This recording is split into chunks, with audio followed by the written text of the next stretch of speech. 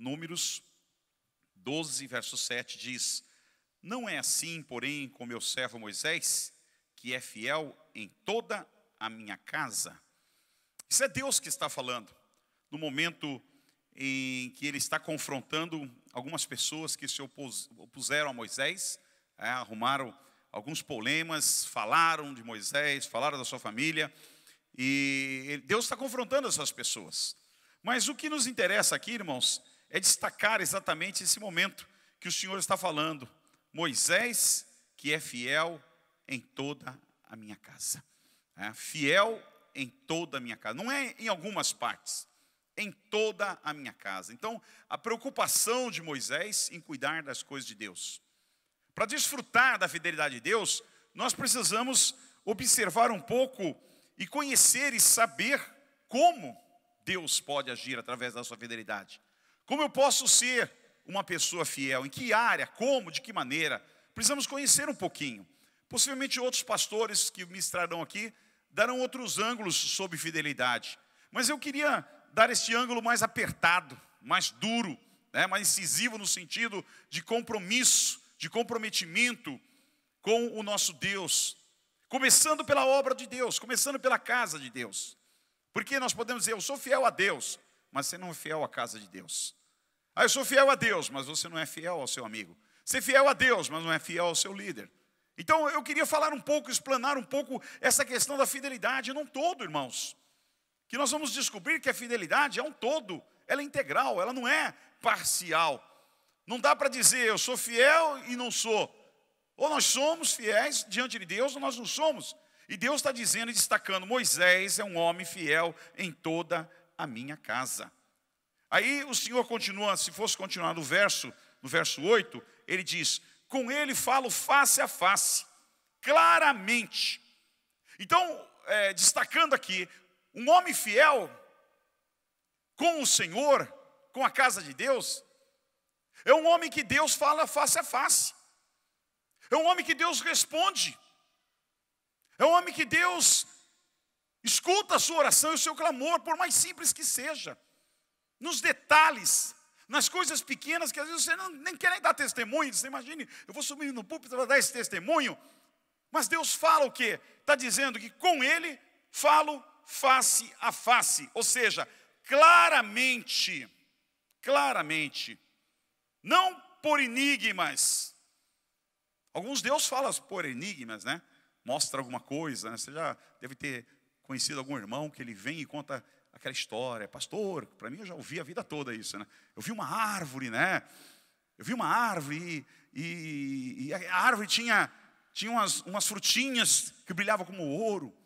E aí vinha um pássaro, né? E o pássaro voava, e o pássaro mergulhava, e o pássaro tinha uma mancha aqui. Aí ele conta aquela história, depois, o que o senhor acha que é? Eu falei, irmão, me desculpe, né? Deus te deu a visão, não me deu para mim, né? Você que tem que saber o que é isso. Eu não sei. Tem coisa que a gente sabe, mas tem coisa que a gente tem que dizer claramente, eu não sei. Deus não mostrou para mim, isso mostrou para você. Ora a Deus, pede a Deus, se é do Senhor, Ele vai te revelar. Se não é, né? Entenda que não é nada importante, porque se fosse importante, Deus mostraria para você. Mas com Moisés, não. Com Moisés não é assim. Deus falou com outros através de enigmas. Deus falou com os reis. Se lembra os reis da Babilônia? Os reis do Egito? Da Babilônia que viu o dedo escrevendo na parede? E a palavra lá, Menel, Tekel, Parsim? O rei não sabia o que era aquilo, era um enigma. O homem de Deus foi buscar e Deus revelou a ele. No Egito, o rei via o quê? Vacas magras e vacas gordas, espigas magras e espigas gordas. Ele não sabia o que era isso, era um enigma. Mas Deus revelou a José que era um homem que tinha dons e conhecia os sonhos e conseguiu revelar. Então, cada um, irmãos, tem um jeito de falar. Agora, o que eu acho interessante é que Deus está falando assim, Moisés foi um homem fiel em toda a minha casa. E no verso 8 ele diz, com ele eu falo face a face, falo claramente, não por enigmas. A liberdade que Deus tinha por ver a fidelidade de Moisés, por ver que ele era um homem fiel, não somente ao Senhor, mas com respeito à casa do Senhor, e o Senhor falava para ele claramente. Como é gostoso ouvir Deus falar claramente. Ontem nós tivemos uma experiência Uma experiência muito singular, muito gostosa.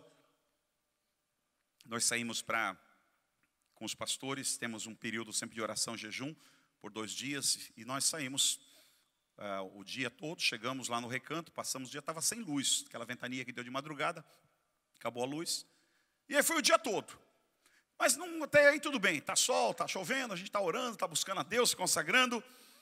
Só que foi chegando um momento que foi apertando, quando foi dando lá as 4h30, 5 horas, tempo feio, frio, 13 graus, 12 graus, 11 graus, né? Sem luz, já não dava para ver o rosto dos pastores, não tinha vela para acender. Aí começou a reclamação, né? Pastor, não dá para enxergar isso, não dá para enxergar aquilo. Não tem água, porque a água é bombeada eletricamente, não tem luz, então não pode bombear água. Eu falei, a coisa ficou feia, né? E aí eu comecei a ficar apertado, e disse assim, pastores, eu acho que nós vamos embora. Nós vamos ficar aqui até 7 horas da noite. Se até 7 horas da noite não vier a luz, nós vamos embora, porque vai ser difícil a gente dormir aqui, né? O pessoal ir no banheiro, subir escada, descer, subir lugares, é perigoso. E aí nós começamos a orar e foi escurecendo o tempo, e eu comecei a ver o caminho cheio de lama, comecei a ficar preocupado, aquele monte de carro ali, eu disse, quero ver esse pessoal voltar para casa. Eu falei, é o seguinte, nós não vamos esperar até 7 horas, até às 6 horas, se essa luz não chegar, nós vamos embora, porque vai escurecer, e aí eu quero ver esses 30, 40 carros sair daqui, nessas montanhas, cheio de lama, patinando, vai ser uma loucura isso aqui, não vale a pena estragar um dia tão maravilhoso que nós tivemos, vale a pena a prudência. Então, se Deus quer, Ele traz a luz, se não quer, amém. Irmãos, fizemos a última oração, abençoando todos os pastores, 5:06, 5:56, 5:57, a luz chegou para a glória de Deus. Aí a gente passou a noite orando, passou o dia, né? Voltou de lá só hoje. Sabe o que é isso? Deus fala claramente. Deus fala claramente. Quando Ele conhece a intenção do teu coração, quando Ele conhece a intenção de buscá-lo, de estar na presença dEle, Ele fala claramente, Ele responde a você. E às vezes nós precisamos, né, de enigmas. Senhor, por que Deus não fala? Por que Deus não responde? Será que o nosso coração tem descoberto que é desfrutar da fidelidade de Deus? Será que nós estamos descobrindo como desfrutar da fidelidade de Deus? Eu estava aqui esses dias aqui orando pelos irmãos e 2 enfermidades brotaram aqui um pouquinho em mim, né? Uma foi no joelho, naturalmente pelo fato de estar pesadinho, né? Jogar bola há muitos anos, desde criança, e com 50 e poucos anos o joelho foi deteriorando. E um dia eu fui no médico, aí o médico olhou assim, fez os exames e tal. Ele falou, o joelho está bichado. Eu falei, como? Está bichado. Eu falei, meu Deus, não entendi nada, né? E depois ele me explicou o que foi, tá bom, foi indo, tal. E eu fui fazendo o tratamento, e ele falou, isso não volta mais, né? E um dia eu fiz o último exame, e ele olhou assim, o que aconteceu? Eu falei assim, como assim? Disse, alguma coisa aconteceu. Eu disse, não sei, o que aconteceu? Ele disse, teu joelho está praticamente bom, você não deve estar sentindo dor. Eu falei, não estou mesmo, né? Pois é, mas é como que a cartilagem tivesse voltado. Isso não pode acontecer. O remédio que eu te dei não pode fazer uma coisa dessa, né? E eu fui, não sei, né? Estou bem então, estou de alta, ele está. E ele foi saindo, deixou os pacientes, foi atrás comigo no corredor, conversando, querendo saber. Eu falei, doutor, só tem uma explicação. Se não foi os seus remédios, foi Deus que teve misericórdia e me curou, né? Ele falou, deve ter sido algum milagre mesmo, porque é difícil acontecer. E aí esses dias eu estava orando aqui pelos irmãos. Estava orando. E irmãos, me saiu, coisa de um ano atrás, uma enfermidade no ombro aqui. Eu não podia nem mexer o ombro. Eu cheguei a um ponto de não podia nem pegar esse microfone. Estava pregando só com essa mão e essa parada. Até uma caneta doía. Eu fiz vários exames e um médico falou para mim que eu estava com risco de romper o meu tendão, tinha que parar de jogar bola, tinha que parar de pegar. Me proibiu de fazer tudo, até de dirigir. E eu parei de jogar bola mesmo, minha esposa achou que eu não ia parar, eu parei tudo, deixei tudo de lado, né? Porque eu não queria a cirurgia, estava com medo da cirurgia. E um dia desses nós estávamos orando aqui e veio aquela palavra, puxa, Deus curou meu joelho, né? Deus está aqui nesse lugar, o mover do Senhor, milagres acontecendo. Eu enfiei a mão aqui e segurei Deus, até doeu a hora que eu pus, doeu tanto, eu falei, meu Deus, está doendo só de pôr a mão, misericórdia, Senhor. Mas Senhor, se o Senhor está curando e eu tenho fé que o Senhor cura, o Senhor vai curar também meu ombro. Põe as tuas mãos, faz alguma coisa aqui. Irmãozinha, a situação era tão dolorida que eu usava apenas, tive que usar remedinhos, né, que ele me deu para passar a dor. Levaram quase uma semana para fazer efeito, tanta dor. E toda vez que eu esqueci o remédio, era a noite toda de dor, nem dormia. E eu não sabia o que era, nem fui tratando, fiz vários exames. E ele falou assim, você está com uma bursite, uma tendinite, aguda, quase dando cirurgia, tem que ter muito cuidado para não romper. E aquele dia eu orei com tanta fé na presença do Senhor. E aconteceu que meus remédios acabaram, já faz um tempinho.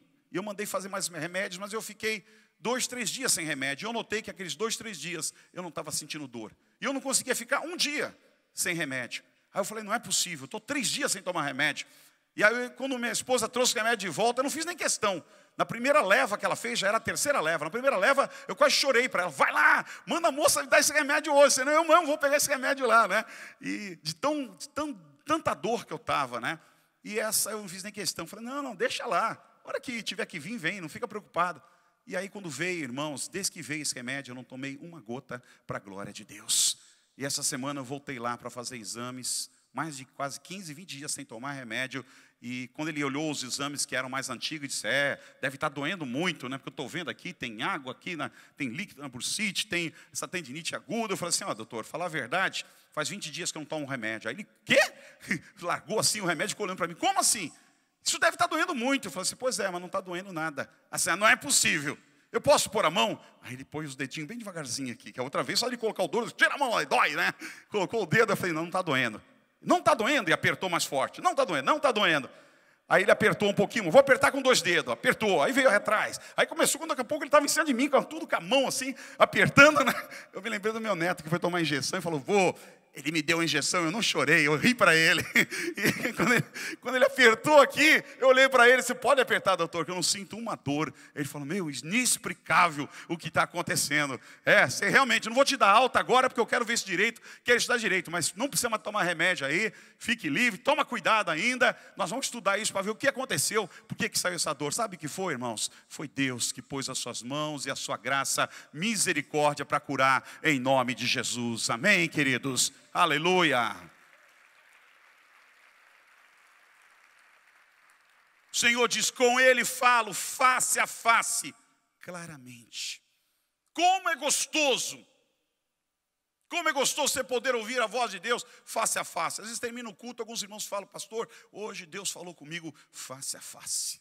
Deus falou comigo claramente. Tem pessoas que falam até assim, eu não sei quantas pessoas tinha aí, eu sei o seguinte, que a mensagem hoje foi só para mim. Guloso, né? Egoísta, imagine. Mas, irmãos, quer dizer isso que você ouviu claramente Deus falar com você. E isso é fruto da fidelidade. Isso é fruto do amor de Deus, do cuidado de Deus. Que o Senhor está defendendo Moisés diante das pessoas que estavam acusando e falando dele e dizendo, com ele eu falo face a face. Com ele eu falo claramente, ele tem que entender o que eu falo. É de uma forma bem simples que ele entende o que eu falo. Isso é desfrutar da fidelidade de Deus. Isso é desfrutar da graça de Deus. A fidelidade que Moisés tinha em cuidar das coisas do Senhor, que nós podemos ter, irmãos. Fidelidade em estar na presença de Deus. Fidelidade em estar nos cultos, ouvindo a palavra, se nós podemos vir. Não trocar o culto por um jogo de futebol, não trocar o culto pela uma novela, não trocar um culto por uma festa. Quantas pessoas trocam o culto a Deus por tantas coisas? Nós temos que ter cuidado. Por que nós estamos trocando o culto pelo quê? Isso é fidelidade. Fidelidade, como a irmã disse, no contribuir. Isso é fidelidade. Isso é fidelidade, porque em dias de crise, a primeira coisa que a pessoa corta, o que é? Corta a oferta, corta o dízimo. É natural, o homem natural pensa assim, para que eu vou dar contribuição? Agora, o homem espiritual é diferente, irmãos. O homem que tem noção das coisas, ele diz, não, é agora que eu preciso ser fiel. É agora que eu preciso ser fiel, é agora mais do que nunca que eu preciso de Deus na minha vida. É agora que eu preciso mostrar a minha fidelidade para Deus, porque é um momento difícil, é um momento de crise, é um momento de dificuldade, é um momento que eu preciso semear. Fidelidade no trabalho do Senhor, na obra de Deus, no ministério. Todos nós temos um trabalho, todos nós temos um ministério. Por que você não tem? Você deveria de ter, você deveria de estar envolvido em alguma coisa na casa de Deus. Ou numa célula, ou num trabalho servindo, ajudando, no mínimo que fosse. É um meio de estar envolvido com a fidelidade. A Bíblia diz que Moisés era fiel em toda a casa de Deus. Não era em alguma parte, em toda a casa de Deus. Continuando, irmãos, Provérbios 20, verso 6, fala da dificuldade que Deus tem em achar homens fiéis. Provérbios 20, verso 6.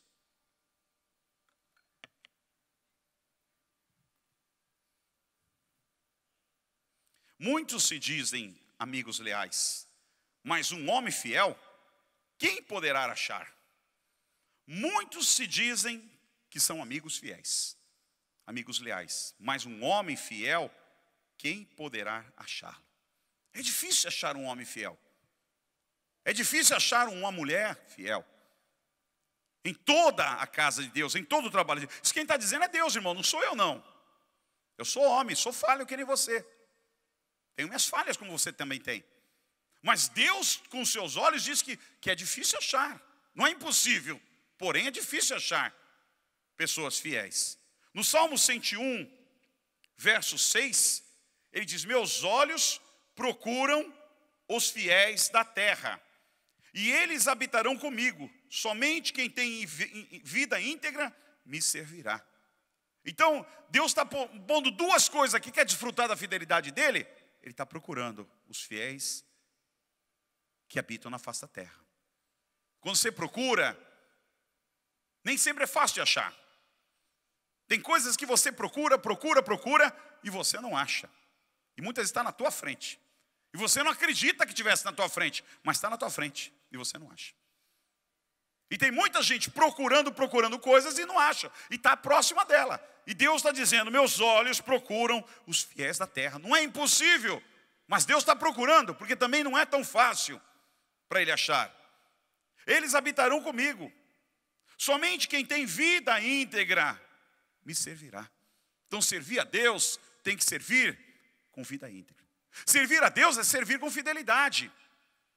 Servir a Deus é realmente ser fiel na obra do Senhor.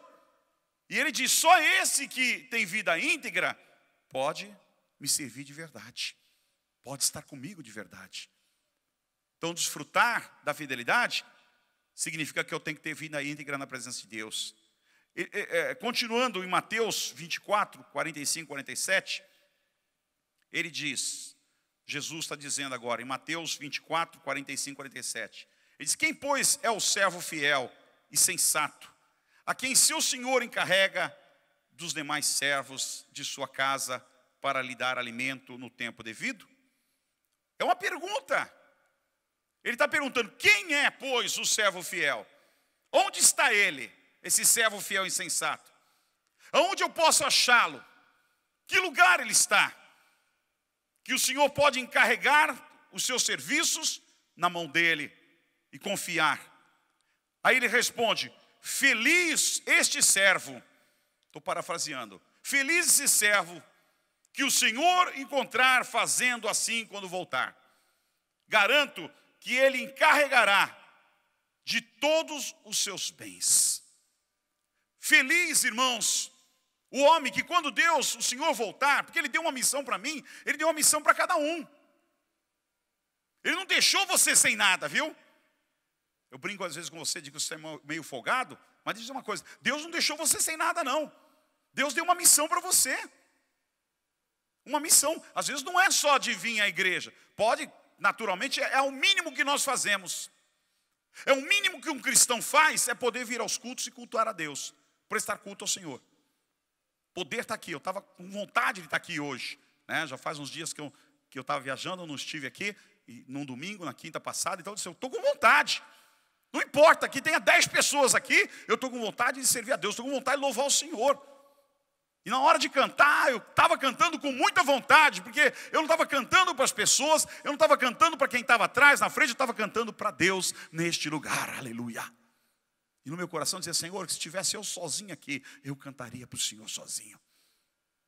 Porque, irmãos, Deus está à procura do quê? Do servo fiel, que pode servi-lo, e ele diz, ele encarregou a esse servo atividades, trabalhos, missões, obras. E se ele fizer aquilo que Deus deu a ele, fizer certo, diz que o Senhor, quando voltar, o encarregará de todos os seus bens, ou seja, de mais coisas que Deus colocará nas tuas mãos para você fazer. Aí, não para aí tem a parte ruim, é a parte que puxa a orelha, é a parte que dói.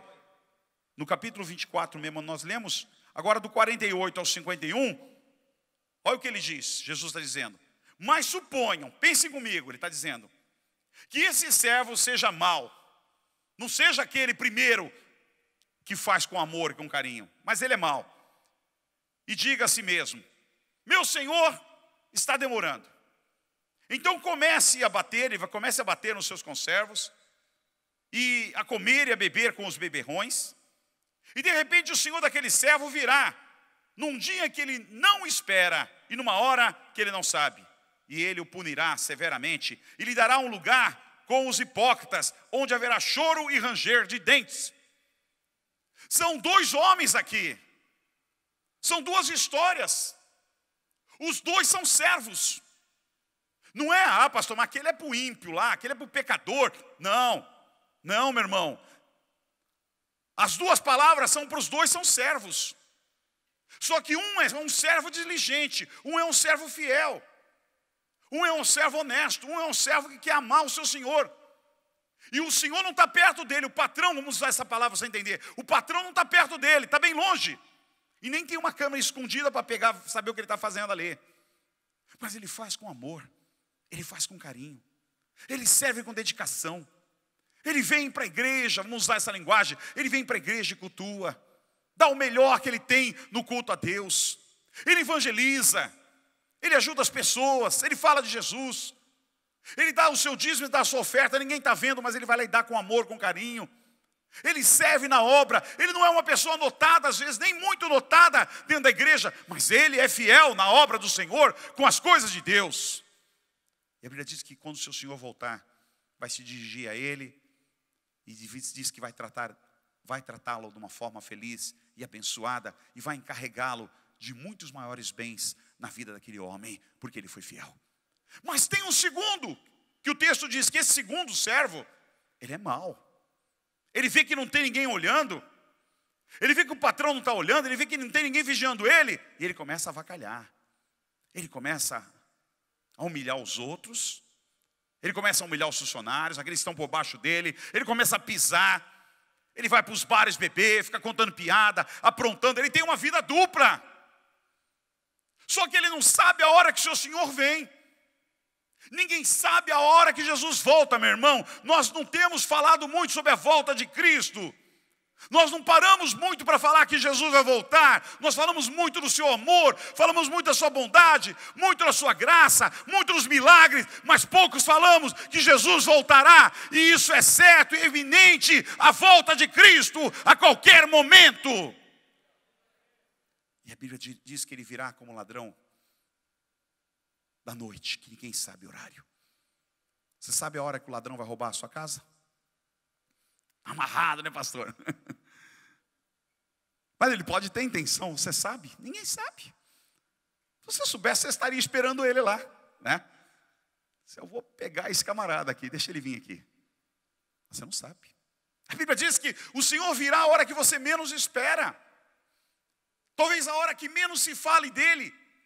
A hora que menos se anuncie sobre a volta de Jesus, a hora que mais ninguém fale que Jesus vai voltar, talvez naquela hora ele compareça, ele venha buscar a sua igreja, ou seja, venha buscar aqueles que são fiéis de verdade na obra do Senhor.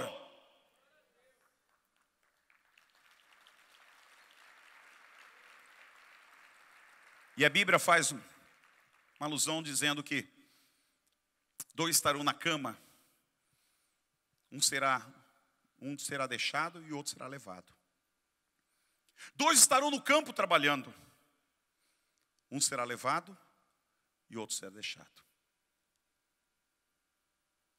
Dois estarão no campo, no escritório, andando pela rua, fazendo alguma coisa.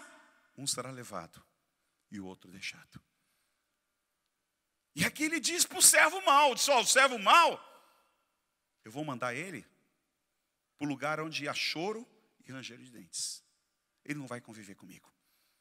É o mesmo texto que o Senhor diz lá em Mateus, dizendo, Quando aqueles homens chegaram para ele e disseram: eu curei em teu nome, eu expulsei demônio em teu nome, eu fiz maravilhas em teu nome, Jesus: não vos conheci, apartai-vos de mim, malditos, para o fogo eterno.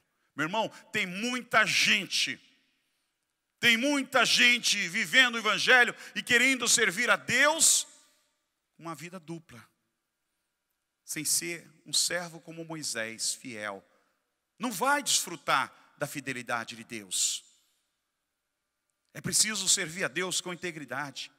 D.L. Moody, missionário, pastor que viveu há muitos anos atrás nos Estados Unidos, dizia: o caráter é o que somos em meio à escuridão, quando ninguém está olhando. O caráter é aquilo que somos em meio à escuridão, quando ninguém está olhando. É quando ninguém está olhando que você tem que ser aquele servo maravilhoso na presença de Deus. É quando ninguém está vendo, só Deus está vendo, é que você tem que servi-lo com integridade, com fidelidade. Moisés era assim. Por isso que Deus diz assim: com Moisés eu falo claramente, falo face a face. E Deus poderia parafrasear e dizer: porque eu sei que no meio da escuridão, no meio do oculto, ele faz o que é correto. Quando ninguém está olhando, ele continua sendo correto comigo.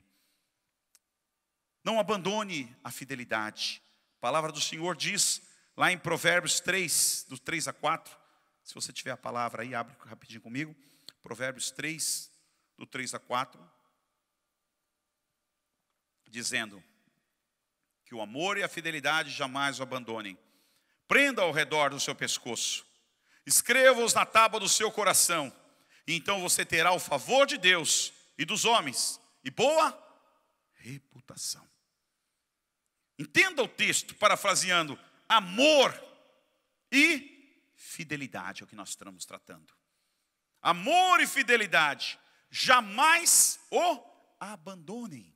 Quanta gente tem abandonado a fidelidade de Deus. Olha para o mundo, faz uma pesquisa. Cada 10, você encontra talvez ali 2, 3, 4 desviados. Eu já fui de igreja, eu já me batizei.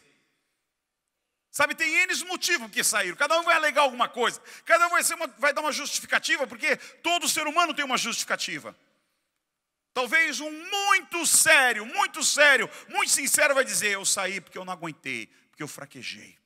Porque a maioria vai culpar um irmão, vai culpar um pastor, vai culpar uma igreja, vai culpar um líder. Meu irmão, o mundo te trai, o mundo apronta e ninguém está culpando o mundo. Lá no mundo tem gente que te trai, lá no mundo tem gente que quer te extorquir, que a gente quer te roubar, te matar, te destruir, fala mal de você, faz de tudo. Eu não escuto ninguém culpando o mundo. Mas aí quando vem dentro da igreja, sai: porque o irmão, porque o pastor, porque esse, porque aquele. O amor e a fidelidade, meu irmão, não abandone. Prenda, diz o texto, prenda, amarre. Sabe o que é prender alguma coisa? Já prendeu um cachorro bravo ou não? Já prendeu alguma coisa? Prenda, amarre ao redor do seu pescoço, escreva na tábua do seu coração. Então você terá o favor de Deus, dos homens e boa reputação. Quem não quer essas 3 coisas na vida? Quem não quer? Isso é desfrutar da fidelidade de Deus. Você desfruta da fidelidade de Deus quando você vive guardando a fidelidade no teu coração para não pecar contra o Senhor, como dizia Davi: guardei a tua palavra no meu coração para não pecar contra ti. Isso é guardar a fidelidade. E quando você guarda a fidelidade, a Bíblia diz: então você terá o favor de Deus. Sabe o que é o favor de Deus? É graça, meu irmão. O homem que achou graça aos olhos de Deus é um homem bem-aventurado na face da terra. Um homem que achou o favor de Deus, uma mulher que achou o favor de Deus, é uma mulher, é um homem abençoado na face da terra. Tudo que nós precisamos na face da terra é achar graça aos olhos de Deus. E terminando, para mim o maior exemplo de fidelidade está na vida do apóstolo Paulo. Quando no livro de Atos, capítulo 20, verso 22 até o 24, Atos 20, do 22 até o 24, ele diz: agora compelido pelo Espírito, estou indo para Jerusalém, sem saber o que me acontecerá ali. Fé pura. Não sei o que vai me acontecer, estou parafraseando agora. Não sei o que vai me acontecer ali. E continuando o texto, só sei que em todas as cidades que ele passou, o Espírito Santo o avisava que prisões e sofrimento me esperaram. Já pensou, irmãos? Ele está dizendo, eu vou para Jerusalém. Não sei o que me espera lá. Eu sei que por todas as cidades que eu passei, o Espírito Santo está me avisando que haverá prisões e sofrimento me esperando. Deixa eu lhe perguntar, você iria lá? Você iria para esse lugar? Se fossem os planos de Deus, você iria para aquele lugar? O apóstolo Paulo continua dizendo, todavia, não me importo, nem considero a minha vida de valor algum para mim mesmo. Se tão somente puder terminar a corrida e completar o ministério que o Senhor Jesus me confiou de testemunhar o evangelho da graça de Deus. Aleluia. Que coisa linda, irmãos. Para mim esse é o maior testemunho de fidelidade. Ele sabia que a prisão o esperava, ele sabia que o sofrimento o esperava. Mas ele foi, porque ele sabia que ele queria terminar o ministério dele. Ele já tinha pregado na Ásia, ele já tinha pregado na beirada da África, ele já tinha espalhado o evangelho na Ásia, ele já tinha feito tudo o que ele queria. O que ele queria agora? Ele queria pregar no alto escalão, ele queria pregar para César, ele queria pregar para os governadores, ele queria pregar para os senadores, ele queria ficar e plantar células de igreja nos topos mais altos da corte romana. E ele foi para Jerusalém, porque ele sabia, lá eles vão me prender, e eles vão me ouvir, e eu vou poder falar de Jesus para eles. Mesmo sabendo que isso implicaria na sua vida e no final da sua carreira, irmãos, ele optou e ele foi para levar o plano da salvação para todas aquelas pessoas que precisavam.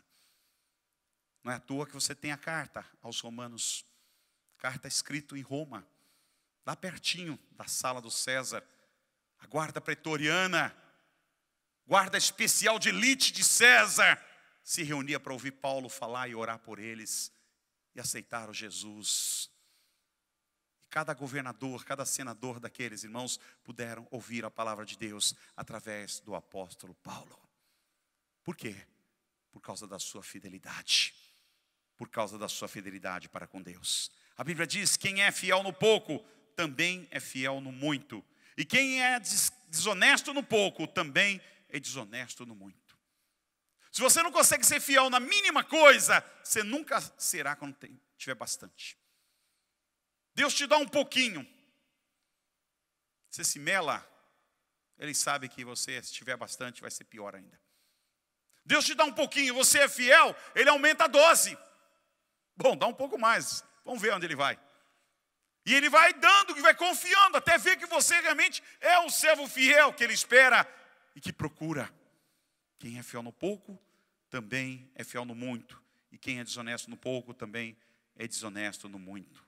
Lucas 16, verso 10. Terminando, irmãos, alguns conceitos que eu iria deixar para vocês de um homem fiel. Primeiro, o seu interesse, o interesse do homem fiel, está em segundo plano.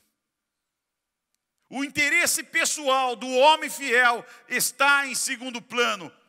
O que importa para ele, em primeiro lugar, é fazer a vontade de Deus. Como disse o apóstolo Paulo.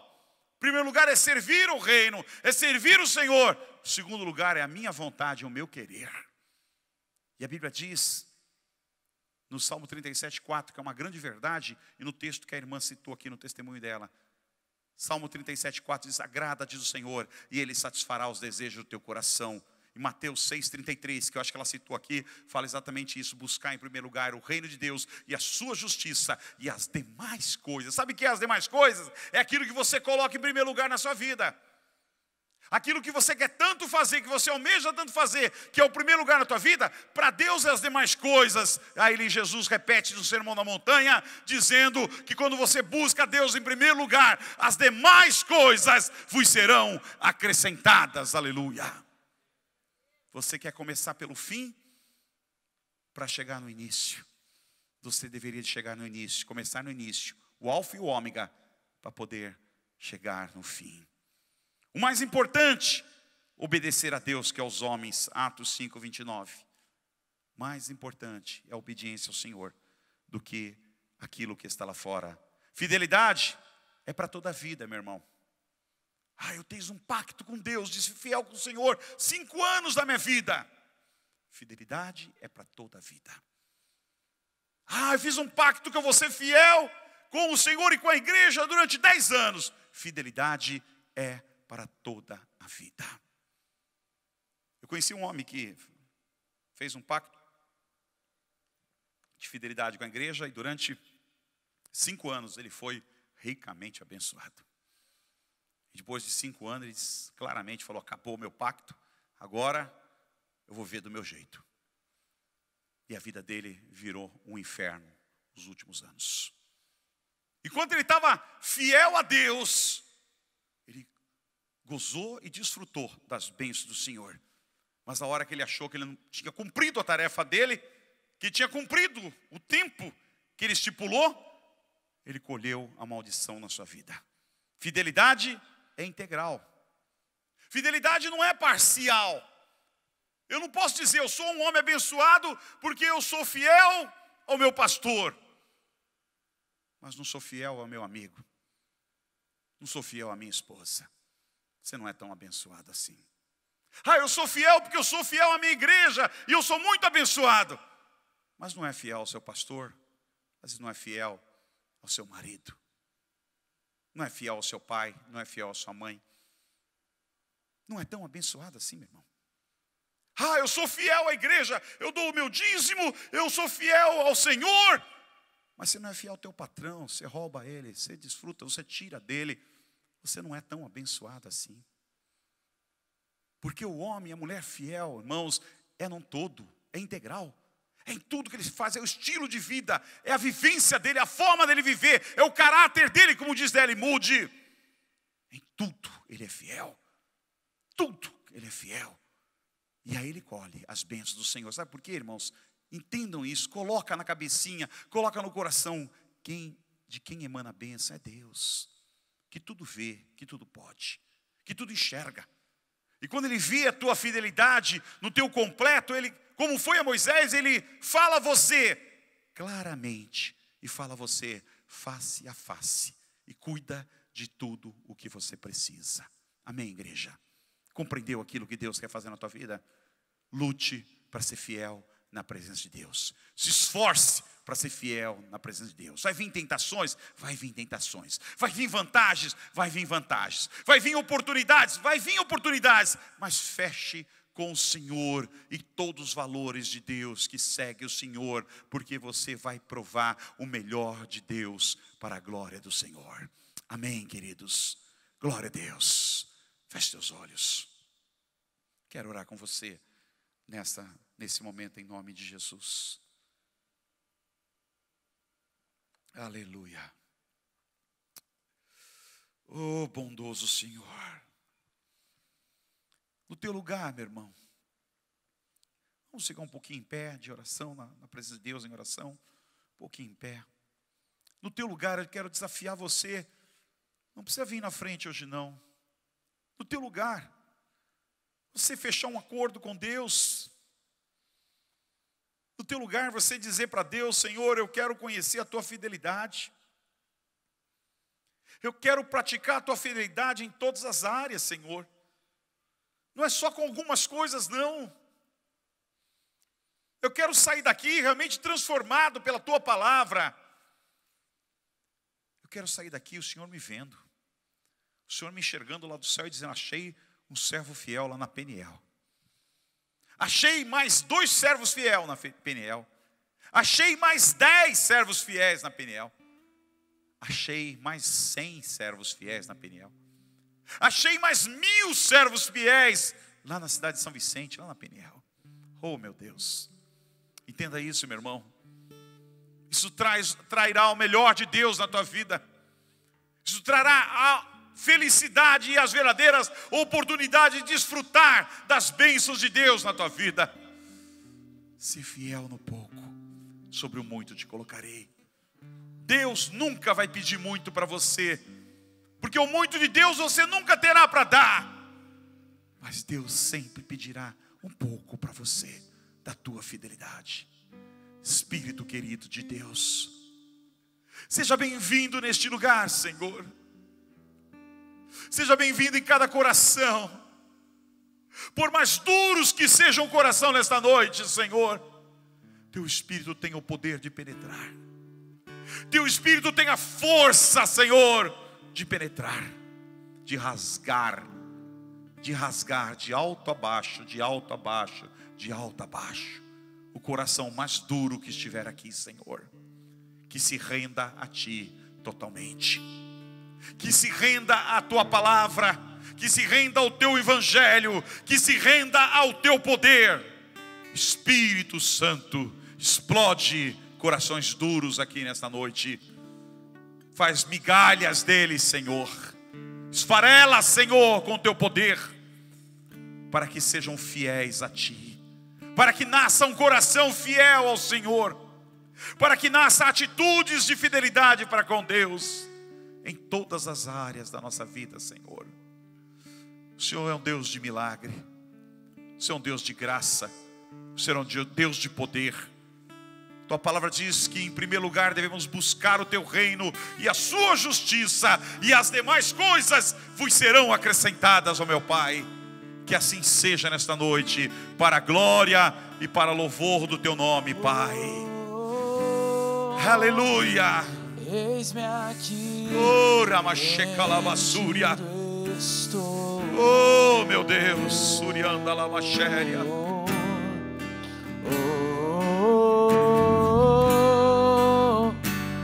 Eu sou Teu e Tu és meu. Oh, Ramacharabalabalabasha.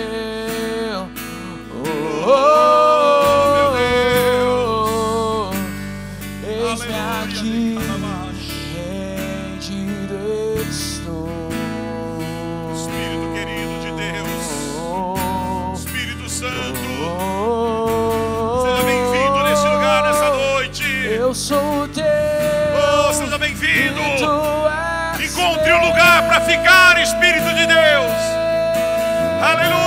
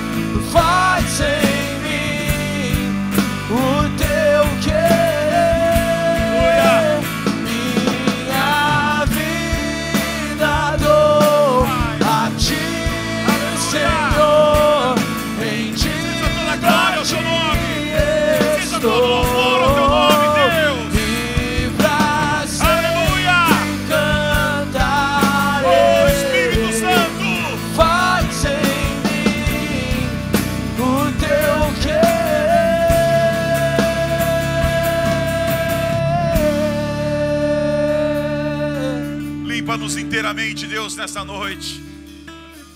Purifica-nos com o sangue de Jesus. Perdoa os nossos pecados. Perdoa o nosso orgulho. Perdoa a nossa dureza, a nossa soberba, arrogância, vaidade, prepotência. Oh, Pai, perdoa-nos, Deus. Que possamos nos quebrar diante do Teu altar. possamos ser rasgados pelo Espírito Santo, ó Deus, e se entregar a Ti, para sermos servos como Moisés, como Daniel, como Paulo, Deus, como Davi, como tantos outros fiéis ao Senhor. Que o Senhor olhe para nós e encontre fidelidade. Que o Senhor olhe para nós e achemos graça diante do Teu nome, Pai, diante dos Teus olhos. O Senhor olhe conosco com olhos de graça, com olhos de bondade, com olhos de Pai que encontra o Filho. Muito obrigado, Senhor, pelo Teu amor, pela Tua bondade, pela Tua graça e misericórdia. No nome de Jesus, faz-nos servos fiéis, que desfrutemos da Tua fidelidade. Amém.